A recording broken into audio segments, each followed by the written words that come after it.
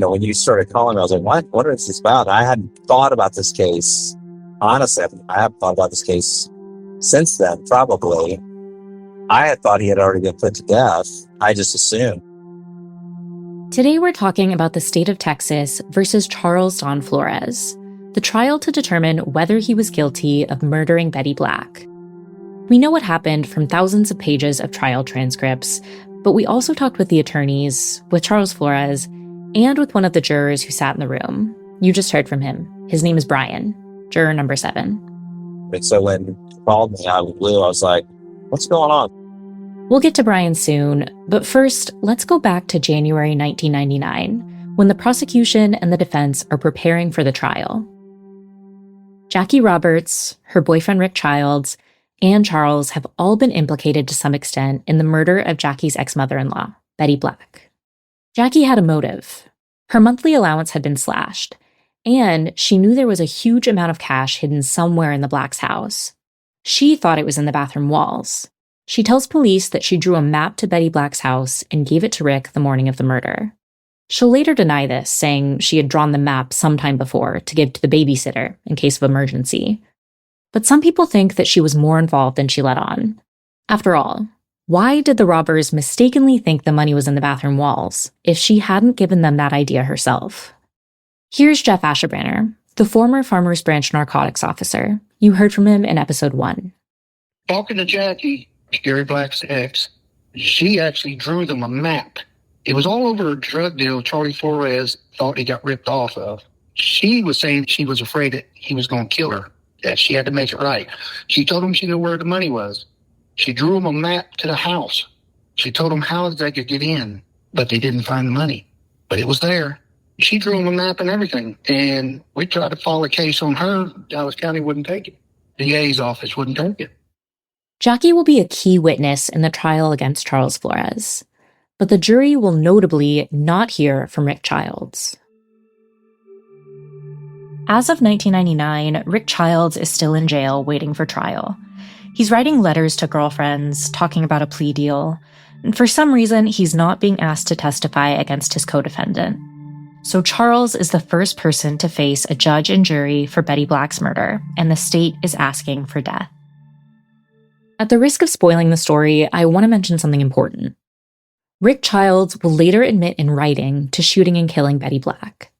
This is part of a plea deal he makes for a lighter sentence. But legally, that confession doesn't really matter for Charles's case. Prosecutors didn't even need to prove that Charles was the shooter, just that he was at the house on Bergen Lane that morning to commit a burglary, and he knew someone might be killed in the process. In Texas, this is referred to as the law of parties. It means if a group of people commits a crime and one of them kills someone in the process, they can all be guilty of murder. When we talk at voir dire to prospective jurors and talk about the law of parties, we say, we give an example of the bank robbery. The person driving the getaway car is just as guilty as the person going inside, and they can both be convicted for killing the clerk. That's just the way it is. Not only can they be convicted, but they can be sentenced to death. And in Texas, that has real teeth. Texas's death chamber is active. In 2025, the state executed 5 people. But since 1982, the state has put nearly 600 people to death. 168 men and women sit on death row as of the beginning of March 2026. But in the time between when we're recording this episode and when it airs, another man will be put to death. But even in Texas's conservative state house, the law of parties is a little controversial. Capital punishment should be handled with the utmost seriousness and should only be utilized when there is absolute confidence in the crime and the perpetrator. And under the existing law of parties, as it is today, we simply cannot do that, and there needs to be changes. That's Republican State Representative Jeff Leach talking to the Texas House of Representatives in 2021. The death penalty, as I said, should be reserved for the worst of the worst offenders, for the most heinous crimes. But our current law of parties undermines the integrity of the Texas capital punishment system. Charles was indicted for killing Betty Black, and the jury could find him guilty if he was just a party to it.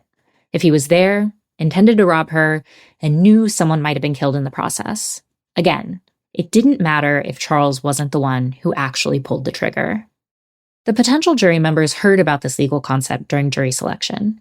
They also heard about the realities of Texas's death penalty. The prosecutors on this case actually gave a pretty detailed spiel to each one about what it meant for them to vote for death. Wes is going to read a bit from the transcript, a part where Assistant District Attorney Mary Miller is talking to a potential juror. Yeah, here's what she said, and she's talking about Charles. If you can look over at him, you see that he's a living, breathing human being. Absolutely nothing abstract about him. If we prevail, the defendant will one day lie dead on a gurney in the death chamber in Huntsville. Miller describes the process. If he's found guilty, he'll be held in a cell about the size of a jury box. Once his execution date comes around, he'll be taken to the death chamber in Huntsville. In the death chamber, he'll be put on a gurney, like one you might find in a hospital, except with these big leather straps. He'll be strapped in, and they'll put a needle in his arm. Then a technician will push the drugs into his body. Miller says that after this, he'll be dead within 15 to 20 minutes. But during those minutes, quote, some things may happen. His eyes may roll back. He may gasp for breath. He may go into convulsions. But one thing is for certain, he will lie dead there within 15 to 20 minutes. Then his body would be allowed to be claimed for burial. Okay, so Michelle, that's what's at stake for Charles, but not for the other two people, Jackie and Rick? Right. At this point, the state has only said that they're seeking the death penalty for Charles. And we know now that all of Jackie's charges will actually get dropped, and Rick gets a pretty sweet plea deal that lets him walk free in 2016. I asked the lead prosecutor in the case, Jason January, how you decide who gets what punishment in a case where you don't know for sure who pulled the trigger. Most of the time, it's who's cooperating, who is trying to work, a plea bargain. I've seen stories where they're trying to make this, a racial deal. Well, the white guy got a better sentence than the Hispanic guy. Well, let's look at their records. Let's look at who cooperated. Let's look at who didn't flee and hurt people and bite people and shoot people and give false names to police and hit female police officers and grab guns and mace and basically everything you can think of that any, animal would do. That was Flores. He was a dangerous criminal before and during and after. In fairness, Charles wasn't the only one who tried to flee. He was just the only one who actually got away. You might remember that 2 days after the murder, police pulled Rick over while he was trying to leave his grandma's house in a disguise. He had a packed bag with him, and the truck had a full tank of gas. An investigator noted in a search warrant application that Rick was about to leave town. So he tried to run, he just wasn't successful. But, as you can see, the state was willing to negotiate in order to get some semblance of justice for this crime. By this point, it was clear that justice would be uneven. I asked someone else about this imbalance, Brad Lawler, Charles's original defense attorney. It happens because the prosecutor allows it to happen. And that's the only way I can put it.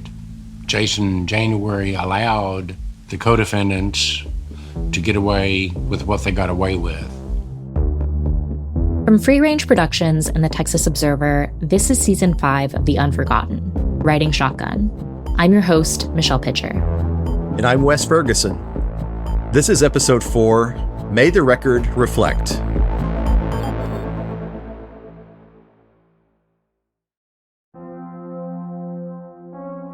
The criminal trial of Charles Flores started in January 1999. This is when lawyers called hundreds of people to the courthouse to start picking out a jury. I asked people who were actually in the courtroom during the trial if they remembered what it was like. There was a lot of coverage in the newspaper, the Dallas Morning News, but when I tried to find video of the news reports, I came up empty. The judge hints that at the time, this case wasn't actually all that high profile. He says from the bench, quote, "The media has not exactly been beating our door down."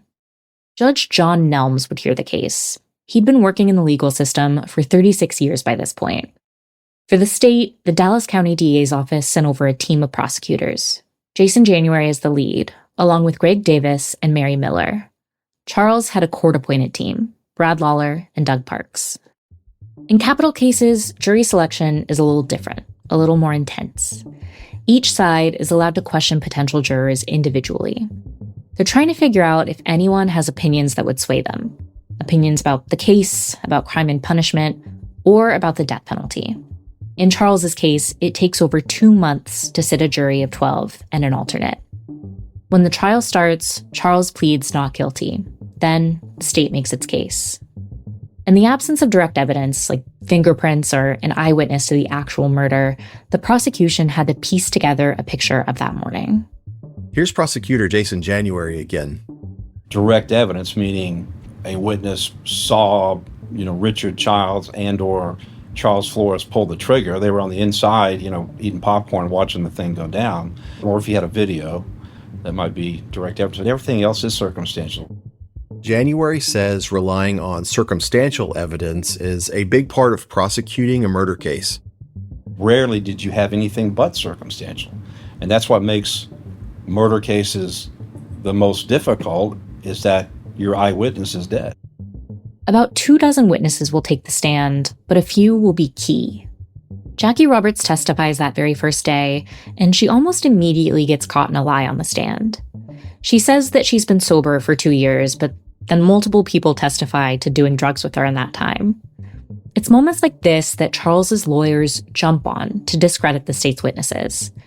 If she's lying about something like that for seemingly no reason, what else might she be embellishing?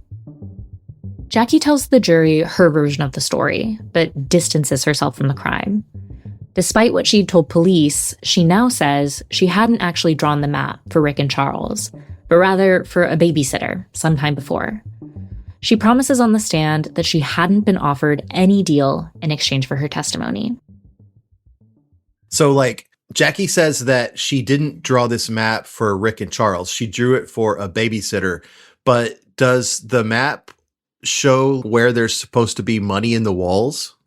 No, so it's this very crudely drawn map that shows generally how to get from Jackie's house to the house on Bergen Lane. So they weren't actually that far apart. It certainly wasn't detailed, but it showed basically the route that the men would have taken that morning. Okay, so you have Jackie on the stand, and she's distancing herself from everything. The next witness up is Doug Roberts. And Michelle, can you remind us who Doug Roberts is? Doug Roberts was Jackie's ex. He's also the one who initially tipped off police to Rick Child's identity. Doug testifies that he was at Jackie's place when Rick dropped her off the morning of the murder, around 7:15 a.m. He couldn't see who else, if anyone, was in the car because of its tinted windows. Doug also tells the jury that Jackie did know about the money, and she'd sometimes tell people about it. But the next day, when Doug takes the stand, he changes the time that Jackie got home. Now, he says it was closer to 6:30 a.m. This comes right before another person, Rick's ex-girlfriend, Vanessa, testifies that she saw Rick and Charlie together without Jackie around 6:30 that morning. Vanessa was having landlord problems, and she remembers Charles saying that she could stay with him and his then-girlfriend Myra until she got back on her feet. She says she and Charles smoked meth together and that he was as calm as he'd always been. This testimony stuck with me because if it's true, it means Charles's story can't be true. It means he couldn't have stayed back at the trailer after Rick and Jackie left that morning. That timeline just wouldn't work. I reached out to Vanessa, but she told me she didn't want to talk. She said her story about that morning has never changed. When I asked Charles, he said that conversation did happen, just on another day. But the jury didn't hear Charles's argument. What they do hear are the varied descriptions from the neighbors on Bergen Lane. Michelle Babler and her son Nathan, Robert Barganier, and then Jill Barganier, Robert's wife and the hypnotized witness, comes into play. The judge agrees to hold a hearing without the jury in the room to talk about whether Jill should be able to testify. That will happen the next morning, but in the meantime, she drops a bombshell. After months of not being able to ID the passenger she saw get out of the VW Bug, she tells attorneys she's ready to make an in-court identification. She's ready to tell the jury that Charles Flores is the man she saw that morning, 13 months before. Once it became obvious that the next-door neighbor was going to testify, I knew at that point that it wasn't a fair trial. So For over a year, she has not been able to identify Charles. She said it was the white guy with long hair, not the Hispanic guy with bald hair. And then suddenly at trial, she says, yes, I saw Charles Flores. Yes. And if you'll remember, she actually was shown a lineup shortly after her hypnosis where Charles Flores' picture was included, and she didn't pick him out. She didn't pick anyone out of that lineup. She says that she doesn't remember that, but on the stand, she says she's over 100% certain. Wow. So Lawler and the defense argued vehemently against letting Jill's testimony in.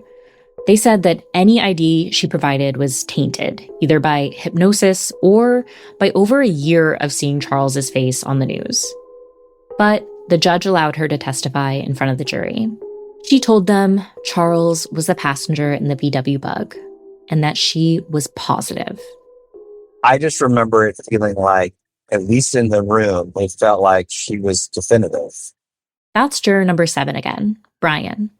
That's why the hypnosis thing kind of surprised me. Like, I don't remember hearing about that. Did I miss that? Like, I felt bad in one sense, because I'm like, I would hate to know that I was a part of somebody being put to death if it was gained by a faulty witness. Like that would have caused me pause for sure. I hope. I mean, again, I can't go back to where I was and what state of mind I was in and all that.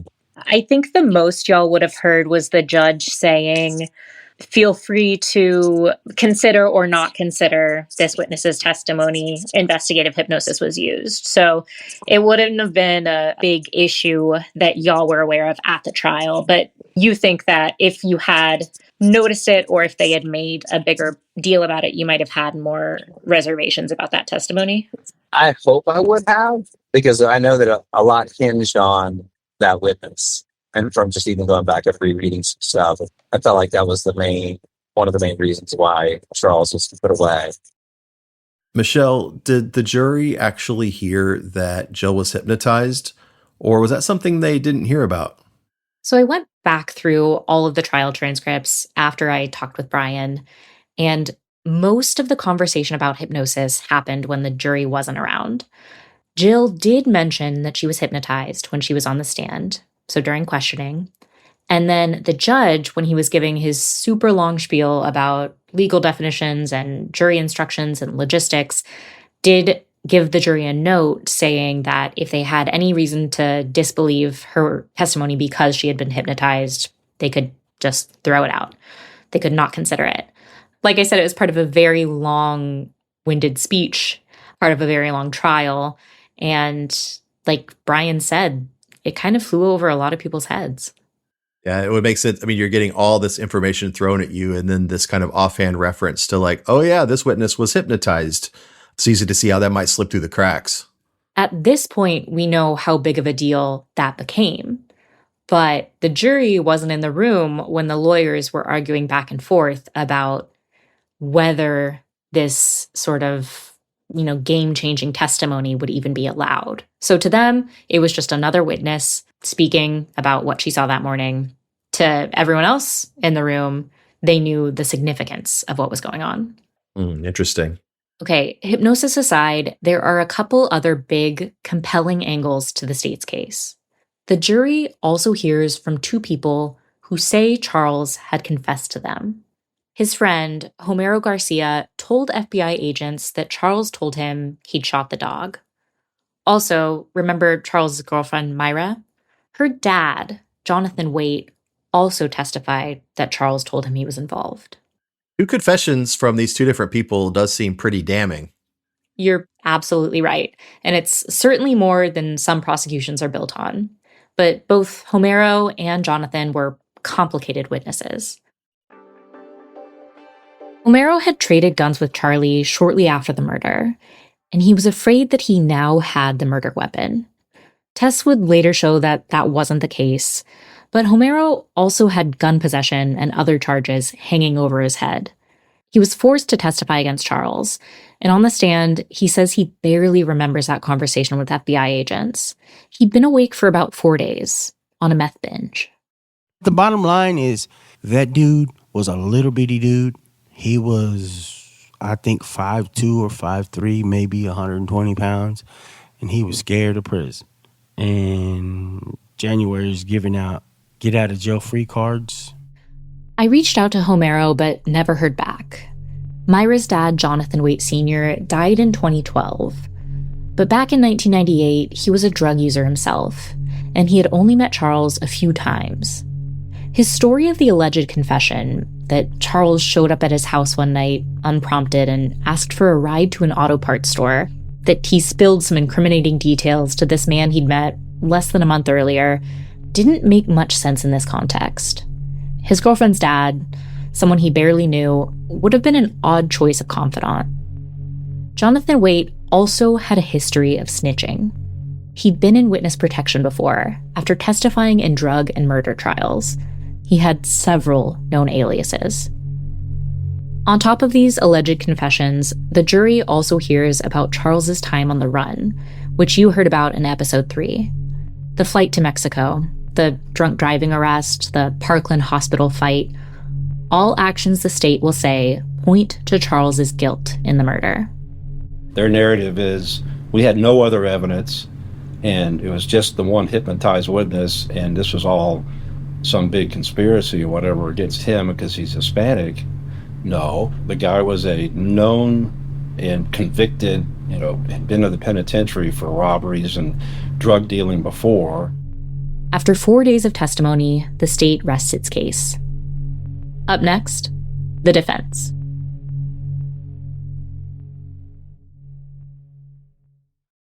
I've been doing a little spring reset with my clothes these days. We're heading into the hot season, so that means new t-shirts, new shorts, new pair of shoes. And this time around, I'm focusing a lot more on quality over quantity. And that's why I keep coming back to Quince. The fabrics feel elevated, the fits are thoughtful, and the pricing actually makes sense. Quince makes beautiful everyday pieces using premium materials like 100% European linen, organic cotton, and super soft denim with styles starting around $50. I've bought a range of stuff from Quince and have been really surprised by the high quality for such a reasonable price. Refresh your spring wardrobe with Quince. Go to quince.com/unforgotten for free shipping and 365-day returns. Now available in Canada too. Go to quince.com/unforgotten for free shipping and 365-day returns. Quince.com/unforgotten.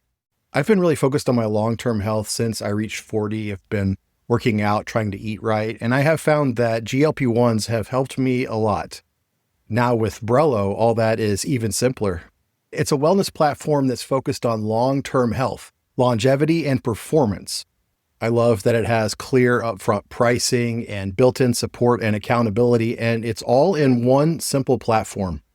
Go to BrelloHealth.com to see if you qualify and explore their GLP-1 plans starting at $133 per month for your first 3 months, plus access to their app, community, and wellness classes. That's BRELLO health.com. Any information provided is for informational purposes only and should not be construed as medical advice. It is not a substitute for professional medical consultation, diagnosis, or treatment. All patients must consult with a healthcare provider prior to the prescription or dispensing of any medication, which will be done only pursuant to a valid prescription. Compounded drug products are not FDA approved, and the FDA does not evaluate their safety, effectiveness, or quality.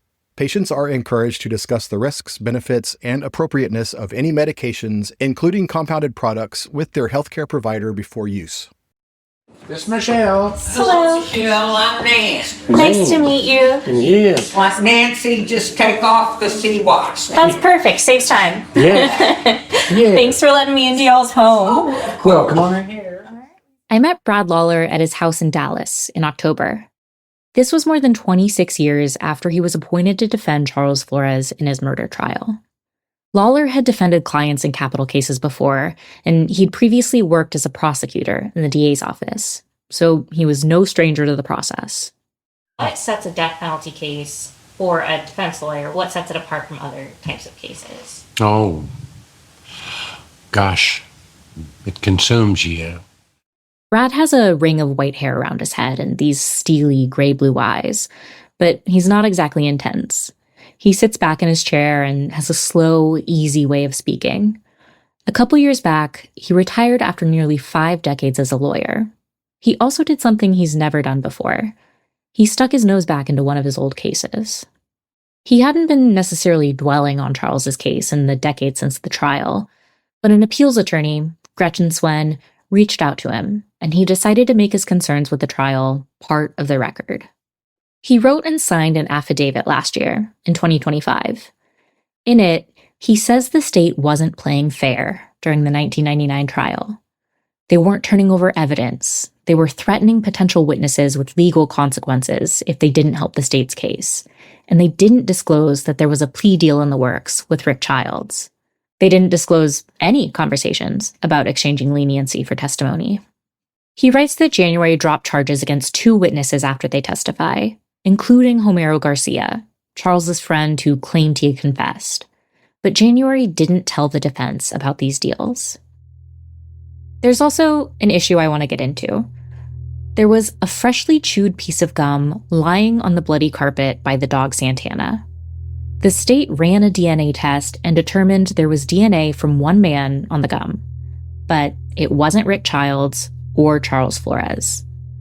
They didn't test to see if it belonged to Bill Black, which, if they could rule him out, would prove that there was another man in the house the morning of the murder.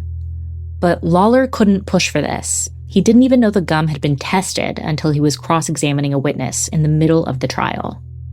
It was very frustrating dealing with both Jason and the case itself, because I didn't think he got a fair trial from the beginning. He was kind of an anomaly, you know. The rest of the cases were so obvious that the defendant was guilty. Who they put in charge of the prosecution didn't really matter. But this case did, and Jason was appointed to represent the state by the DA. You know, that's the way it went. January also required Jackie Roberts to meet with him on a weekly basis during trial preparations, all while threatening to revoke her probation. I have to note here, I heard criticisms of lead prosecutor Jason January from a few different people during my reporting. I looked into him to see if I could learn anything about his ethics or reputation on the job. I found out that in October of 2000, a little over a year after the Flores trial, January abruptly resigned from the DA's office. No 2 weeks notice, no reason shared with the public. He'd been a bit of a celebrity prosecutor in Dallas, one of the assistant DAs who mostly handled death penalty or high-profile cases. So his abrupt departure made headlines. Articles were actually speculating about why he left. It likely had nothing to do with Charles's trial, but the actual theory was too good not to mention. Many thought that he left because the job got in the way of his barbershop quartet dreams. There's a little shamrock that the Irish say will bring you luck if you find it someday. His group was actually very good. They were nationally known, and the performance dates had conflicted with court dates in the past. During one capital murder trial, January took a midweek vacation day to perform in New York. Perhaps more likely, people thought he may have left because his prosecutorial ethos didn't gel with the new DA. It's still unclear, but in 1999, January was in the home stretch of his career as a prosecutor in Dallas. While the state had over a year to build a case against Charles Flores, the defense didn't have long to prepare. There was both a lot to do and very little to work with. Lawler said they didn't get any discovery from the prosecution before the trial started.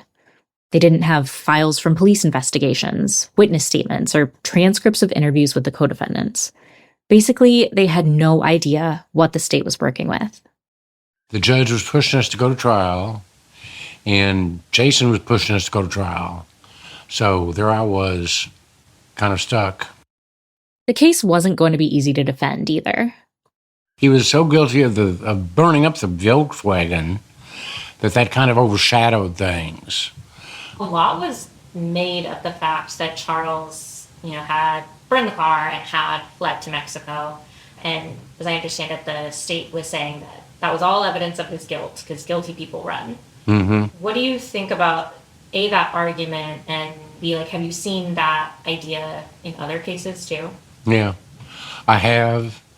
It was pronounced in this case because that's all that Jason had.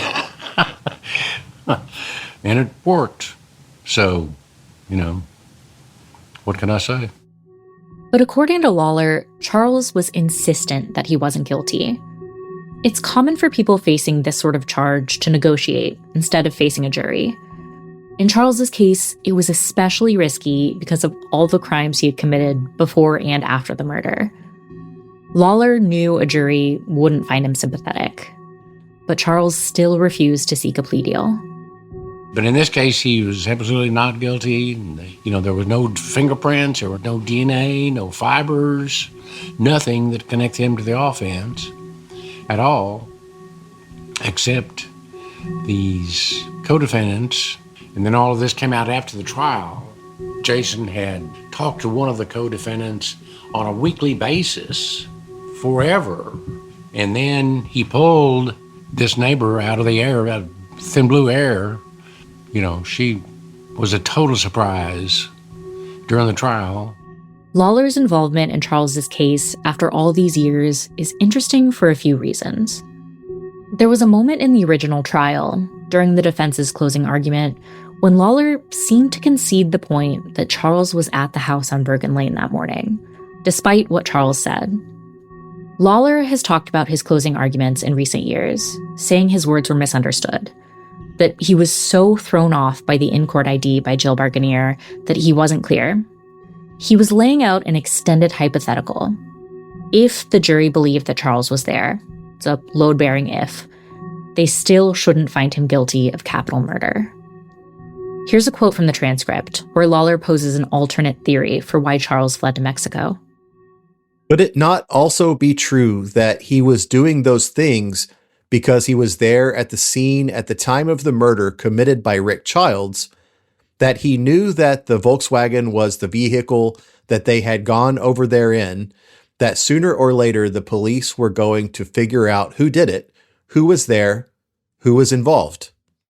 So, reading that quote, it does sound like Lawler is conceding that maybe Charles was there at the house that day. So what does he now say he means by that? So Lawler was basically trying to take down the state's case piece by piece. So he had this argument. He was saying there's the argument that Charles was not there that morning. He wasn't at Bergen Lane that morning. In that case, acquit, not guilty. There's the argument that maybe he was there, but he didn't intend for anyone to be killed. Again, in that case, he's not guilty of capital murder. And the defense was mostly going with argument one. But in this closing argument, Lawler does open the door to argument two. And it's kind of this Hail Mary. He knows that things aren't going well. He knows that the jury likely believes that Charles was there after hearing the ID, the in-court identification from the hypnotized witness.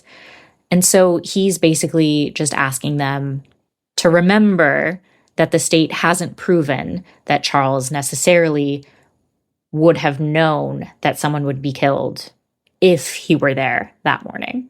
Does that make sense?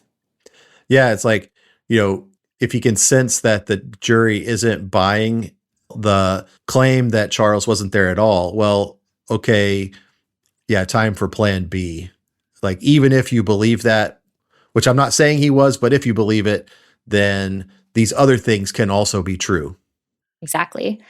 And one of the state's main points was that if Charles was there, he went in carrying a gun. And Lawler said, if Charles was there and had a gun, that didn't necessarily mean that he intended to use it. He was really always known for carrying a gun. Wes is going to quote again from Lawler's closing statement. Now, what does that mean? Do we just let him go? No.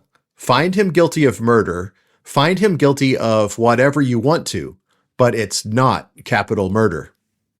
Again, this is kind of the Hail Mary moment. He sees the writing on the wall. He knows that a very believable witness has placed Charles Flores at the scene, Jill Barganier, the witness who was hypnotized, and he's just reminding the jury that all of these elements have to be met in order for them to find him guilty of capital murder. He's basically trying to mitigate disaster here. And in 2025, Brad Lawler was unequivocal.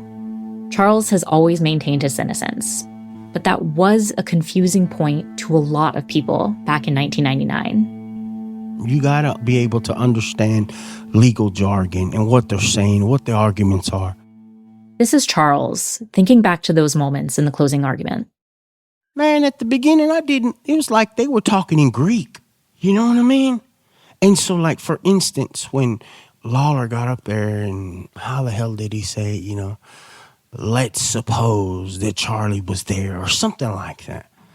Man, it just flew over my head. I didn't even realize what he had said. Here's another big point. There's an affidavit signed by Lawler from 2001. The DA's office has used this document again and again as a trump card to strike down any appeals attempts. That statement says that Lawler didn't call Myra to the stand as an alibi witness because he knew her testimony would be perjury. It says he knew this because Charles had told him he was there that morning. Now, Lawler has disavowed this affidavit. He says he didn't even write it. In 2025, he wrote, quote, "I was shown an affidavit that the state obtained in opposing the writ in 2001. I had no memory of that affidavit and do not believe that I drafted it." He says that it was common practice for the state to draft these affidavits and then to just get sign-off from defense counsel. He says he may or may not have signed the document, but he sure didn't write it. He says that the statements in the affidavit from 2001 are untrue, but it still sits in the record. He's adamant that a confession never happened, that Charles never told him he was there that morning. He always swore that he wasn't guilty of the murders. He wasn't even there. So that's pretty crazy if I'm understanding what you're saying.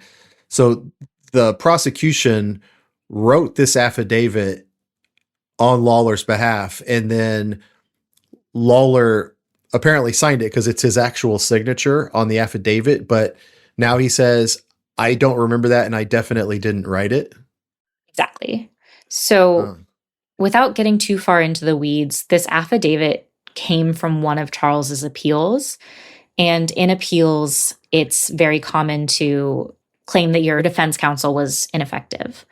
In that case, the attorney-client privilege kind of evaporates and your defense counsel is able to defend themselves. So that would have been the context in which this affidavit would have come into play. And so Lawler is saying that the state, which is the one that fights against the appeals, would have drafted this affidavit defending against Brad Lawler, asked him to sign it, and if he did sign it, he says he likely didn't read it because it, everything in it is untrue, and he would have known that it was untrue back in 2001. Well, it's unfortunate he would sign something without reading it, apparently. Yeah, it's a really, really tricky point. There is, again, this document that exists in the record that appears to show Charles's own attorney saying that Charles confessed to being there that morning. And if so, kind of case closed. But the fact that Lawler is now vehemently disavowing it just adds more murkiness to the water. It's just very unclear what was going on in the DA's office at the time that this affidavit would have come about. And we know for sure that it really is Lawler's signature on the affidavit. He at least doesn't explicitly say he didn't sign it. He says he may or may not have signed it, but he absolutely did not write it. Wow. So it's like, do we believe Lawler back then or do we believe him now? What do we believe? Who do we believe? Whose memories do we believe? It's a recurring theme. Yeah. So back to the trial. In the end, the defense's case was much shorter than the state's. They pointed out a few really interesting things to the jury that I want to mention. First, if Jill Barganier had looked out of her window from a lit house on the pre-dawn street, would she have seen anything other than her reflection? Then there was the question of Doug Roberts, Jackie's ex. He'd lied to the police multiple times. He seemed to want to protect Jackie, and he also wanted to protect another friend named Alan, who was notably wearing a jumpsuit similar to what some witnesses remember the passenger in the VW Bug wearing the morning of Betty Black's murder. He was also at Jackie's house that morning, but for some reason, he wasn't a suspect. Doug's timeline was also off. He swore that Jackie had gone to register a business name the day of the murder. It was part of his whole timeline of the day. But official documents show that that happened a full week before. So another situation in which a witness is saying something happened the day of the murder that might have happened a different day. Remember, Jackie, for her part, had made a significant change to her story between speaking to police and taking the stand.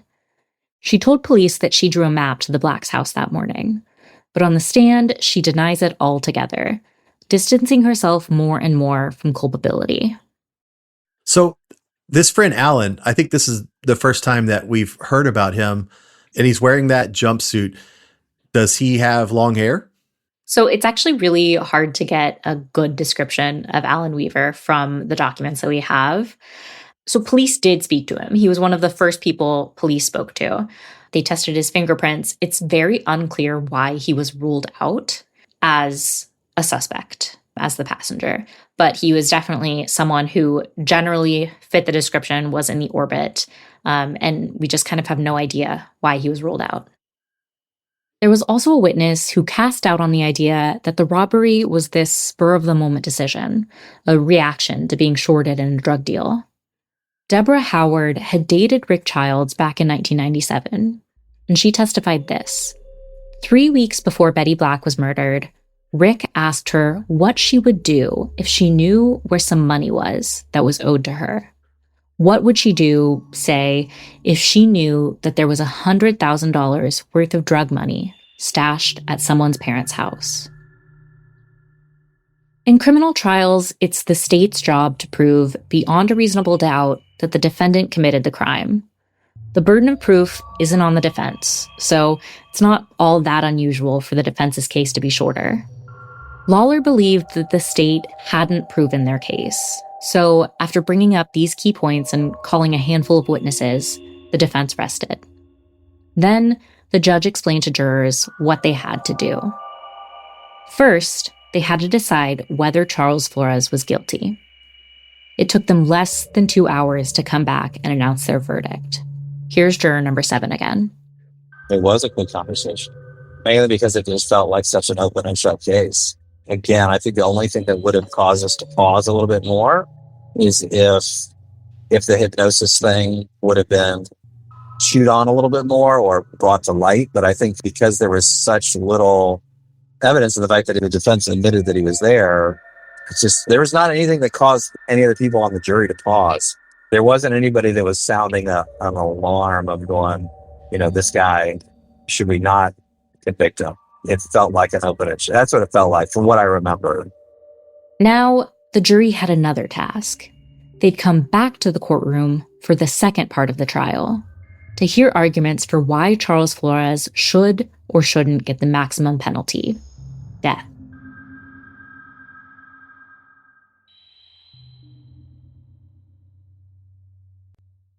Juror number 7, Brian, was 27 years old and in seminary school when he sat on the jury for Charles Flores' murder trial.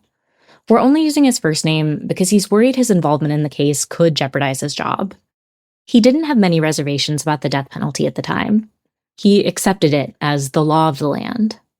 Juries in capital cases sit through 2 separate phases of the trial, one to determine guilt or innocence, and one to determine the punishment.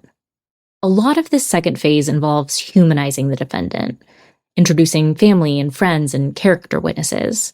The idea is to bring mitigating circumstances into the picture, make jurors think about rough upbringings, mental or physical illness, other hardships that might have led the defendant down a bad path. But the defense in Charles's case didn't do that. Lawler said the reason was simple. We were thinking that the jury would find him not guilty. Going into the trial, before he knew that Jill was about to change her witness statement, Lawler didn't think the state had enough evidence to convict. So they didn't prepare for the second half of the trial, which wouldn't have taken place if Charles had been acquitted. Here's Brian again. I don't think anybody was a character witness, including family, which I thought was interesting. The prosecution brought forward witnesses from Charles's past crimes, and they painted an intimidating picture. It was true that Charles Flores had a temper. He had a criminal record, and he had been violent before. A former employee at an auto parts store said Charles had shoved him after he confronted him for shoplifting in 1990. That same year, a manager caught Charles and his friends trying to steal ladders off of his mechanical company's work vans. He testified that the men threw beer cans at him and a coworker and smashed the glass out of his car window. In 1993, a man tried to intervene when Charles and a group of his friends were driving drunk. Charles and his friends responded by beating him up at a gas station.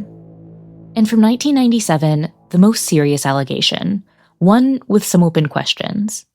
A man testified that Charles had forced himself into his house looking for money that he said had been taken from him. He and the man fought for the gun, and Charles kicked his girlfriend, who was 3 months pregnant, in the stomach. The gun went off, but no one was hit.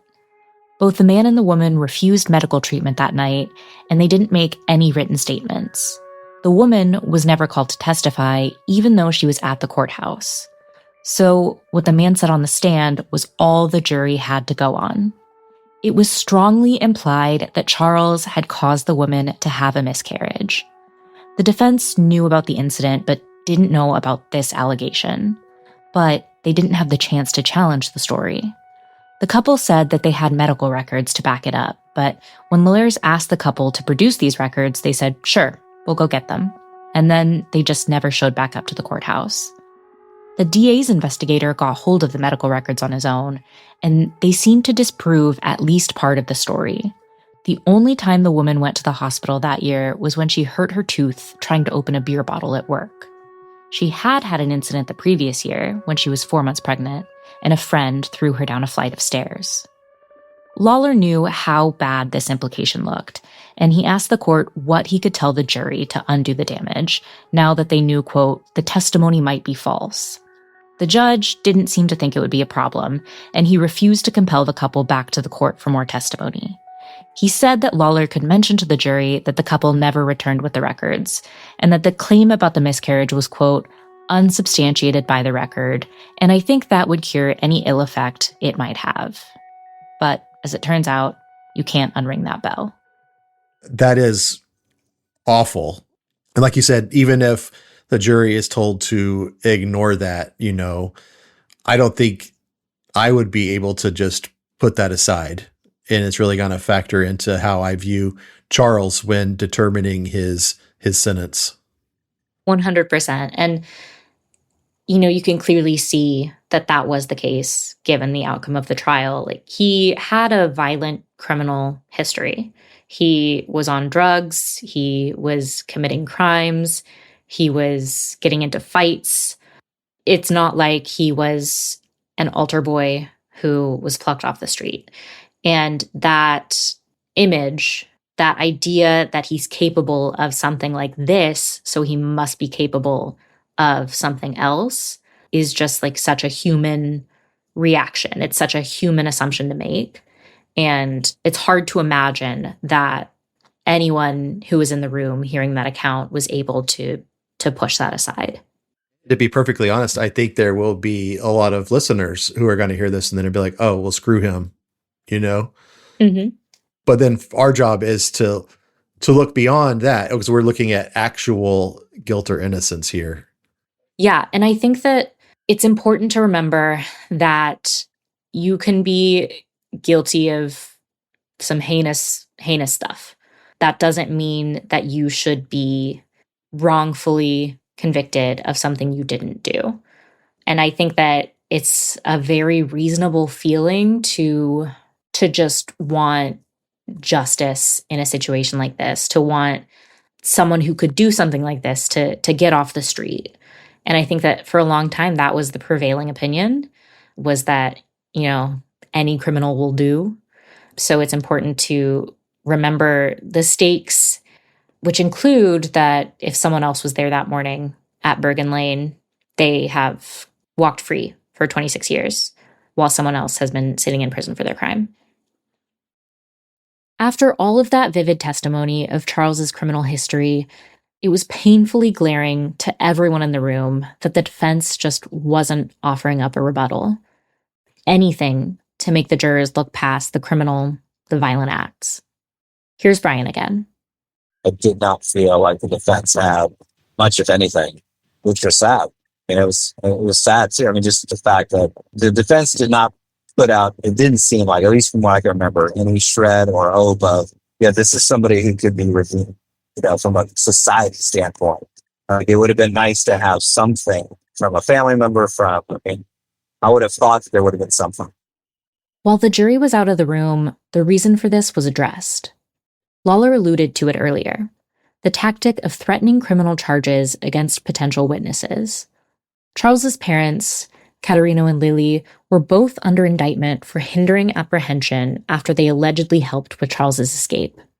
Myra, too, was subject to a grand jury investigation. They arrested my parents at their house. I mean, like on TV. You know what I'm saying? Like how you're seeing up there in Minneapolis. 20 of them showing and beating on the door. We're going to kick the door down. You don't open the damn door. And they're 60-year-old church people. You know what I'm saying? They start interrogating them, right? Yeah, you better tell us what Charlie told y'all. We know that he told you everything and this and that. And if you don't, we're going to send you to prison for 20 years. And then they tell them that, and then they put them in the holding cell. Nobody's going to go to prison for me. And I told them, you better not come up here. In court, an attorney advised Charles's parents that if they got up on the stand, even as a character witness, they should plead the Fifth. So Charles was left without people to speak for him. After all of the testimony and the punishment phase is over, Texas juries in capital cases are asked to answer 3 questions. First, is the person a continuing threat to society? Second, did they cause a death or anticipate that a human life could be taken? Lastly, are there any mitigating circumstances to warrant a life sentence over death? The jury left the courtroom just before noon to deliberate on these questions. By 2 p.m., they had sentenced him to death. Juror 7, Brian, hadn't thought much about the case since the trial. After I first reached out to see if he wanted to talk about his experience on the jury, he did some research. He found the articles talking about the concerns with the case, mostly about the hypnosis and the fact that Rick Childs later admitted to pulling the trigger. I'm obviously more curious. I would hate to have been a part of something that missed, or definitely would have, put the blame on the wrong person. So in that sense, I would not want to see anyone go to death for trying those wrongfully accused. And it sounds like that one guy that came out and admitted that he killed the woman. Wasn't that the case? Like there was a guy that admitted to it for a plea deal? Yes. And so why hasn't the state gone back and said, okay, we at least need to relook at this? Again, Texas is the land of the law of parties, where you don't have to pull the trigger to get the harshest sentence. And justice comes down to who turns on their co-defendants the quickest. And there's a bigger picture. Courts really hate to overturn convictions in Texas. Innocence claims are nearly impossible to prove. I wish the defense had been able to bring just even one person back then. And that doesn't mean that, as a society, we can't look and see change and just decide to alter the law or change. Or I think that we should be open to those kind of things, especially in this sense where you've got somebody on record that's admitted to being the shooter. I think that should count for something. Next time on The Unforgotten. Everyone thinks that in prison everyone says they're innocent, but after a while, people don't. They accept it. Often it can be a badge of, of honor or courage or something to admit that you murdered someone. It keeps you safe.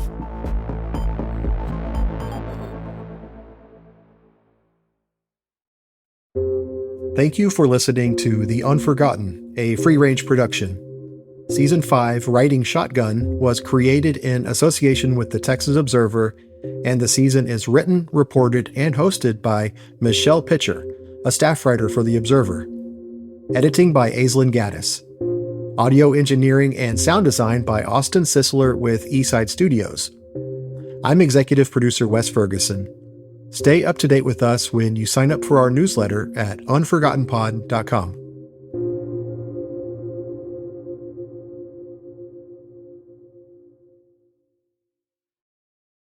From lashes for days with the viral Liquid Lash Extensions mascara to awakening your eyes with lift and color from the Brilliant Eye Brightener, Thrive Cosmetics is the go-to when you want to amplify your everyday look. Plus, every product is 100% vegan, cruelty-free, and made with clean, skin-loving ingredients that work with your skin. And for every product purchased, Thrive Cosmetics donates to help communities thrive. So every time you use your favorite Thrive Cosmetics product, you're helping communities you care about too. Amplify your everyday. Go to thrivecosmetics.com/shine26 for an exclusive offer of 20% off your first order. That's Thrive Cosmetics, CAUSEMETICS.com/shine26.